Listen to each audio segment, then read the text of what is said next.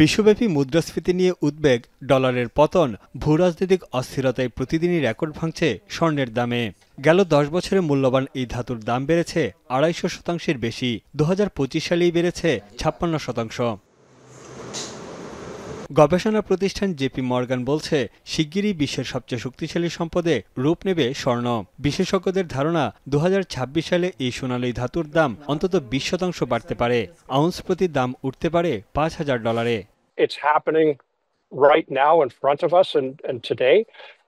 And with that happening, I think that's just going to move the bar further ahead, that we could be starting to think about gold at 4,200, 4,300, and 4,500 in the coming 6 months.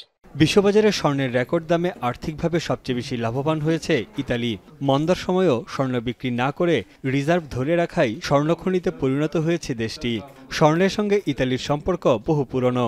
বার্তা সংস্থা রয়টার্সের তথ্য মতে, দেশটির কেন্দ্রীয় ব্যাংকে মজুত আছে প্রায় 2,500 টন স্বর্ণ, যার বাজার মূল্য প্রায় $30,000 কোটি। আন্তর্জাতিক মুদ্রা তহবিল বা IMF-এর তথ্য মতে, বিশ্বের সবচেয়ে বেশি স্বর্ণ মজুত আছে যুক্তরাষ্ট্রে, যার পরিমাণ 8,000 টনের বেশি।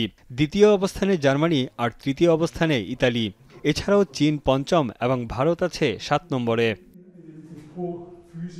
দাম বৃদ্ধিতে স্বর্ণ ক্রয় বেড়েছে উন্নয়নশীল দেশের কেন্দ্রীয় ব্যাংকগুলোর।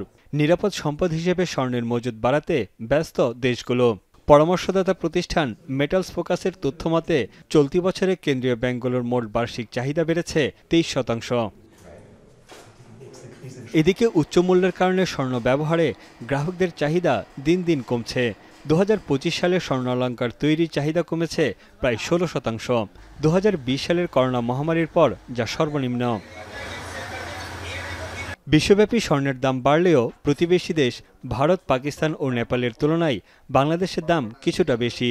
শুল্ক হার, বৈদেশিক মুদ্রার রিজার্ভ ও আমদানির ব্যয়ের উপর নির্ভর করে স্বর্ণের দাম নির্ধারিত হয়, যার ফলে অন্য দেশের তুলনায় দামের তারতম্য হয়।